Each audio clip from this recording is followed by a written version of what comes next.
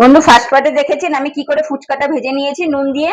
এবার সেকেন্ড পার্টে দেখুন আমি কি করে ইমলির পালটা তৈরি করছি।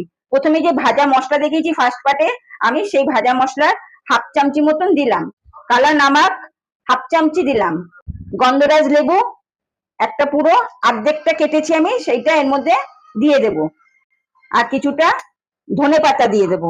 এই ইমলি পালটা আমি তৈরি করে রেখে দিলাম। আলু সেদ্ধ করে রেখেছি। আলুগুলো আমি ভালো করে চটকে নিচ্ছি। প্রথমে নুন দিয়ে পাঁপড় ভেজেছি, সেটা আমি অল্প নুন দেবো, আর ইমলির জলও আমি নুন দিয়েছি, একদম সামান্য নুন দিলাম। ধনে পাতা কুচানো দিয়ে দেব, আপনারা যেরকম ঝাল খাবেন সেরকম দেবেন। আমি 3-4টে সেদ্ধ লঙ্কা দিয়ে দিচ্ছি, আলুর সঙ্গে সেদ্ধ করেছিলাম।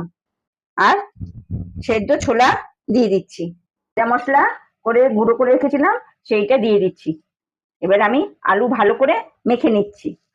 নেবো, চামচি দিয়ে ফাটিয়ে দেবো ভেতরে, আলু স্টিপ করে দিয়ে দিচ্ছি। সামান্য কালা নুন দেবো। সবগুলোর মধ্যে আমি ইমলির পাল দিয়ে দেবো। চিনি দিয়ে টক দই ফেটিয়ে রেখেছি, উপর দিয়ে টক দই দিয়ে দিচ্ছি।